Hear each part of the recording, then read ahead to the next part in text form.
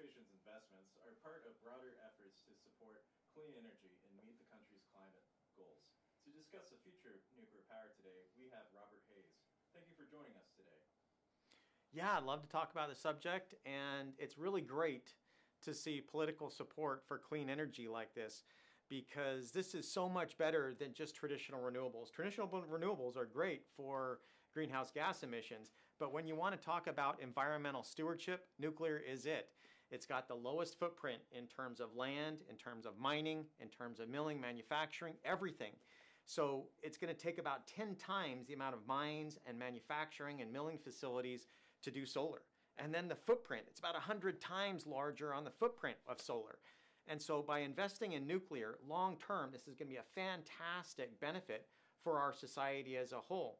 There are the detractors that we found in the literature that a lot of anti-nuclear voices are based on social myth. Hard to believe, but if you look into it, it's really interesting research to dive into. Okay, so how will these investments address public concerns on the safety of nuclear? You mentioned these critics. What would you say to them? Well, the easiest way to look at it is just the statistics. If you go to the studies and the literature, what you'll find is that nuclear is basically the safest. If you include Chernobyl with the death statistics from all the different energy forms, Banqiao Dam, for example, in China, when that went out, it was a hydroelectric dam. That took out around 200,000 people. Chernobyl, there were 4,000 to 6,000 cancers, somewhere in that range. And so if you include that with the statistics, then nuclear is safer than wind.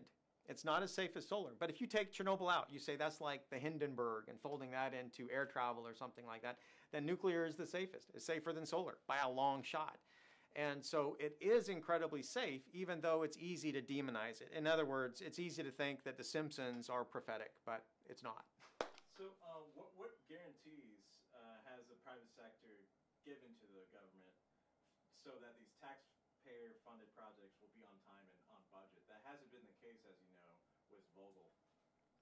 Oh my goodness, yeah, you're out of my league there. If you're going to be talking about the financing, the biggest issue that you have with building new nuclear is that when you're making something that is incredibly safe, incredibly robust as nuclear, and you haven't done it for many decades like we have in the United States, when you run out of practice, it tends to have a learning curve.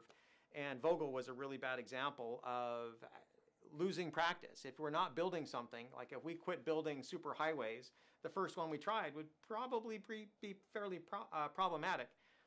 The same with trains or anything. If you quit building something, you lose expertise and you're going to pay the price, and I think that's what happened with Vogtle. Well, we have 20 seconds before break. Anything else you would like to say? Nuclear is the way.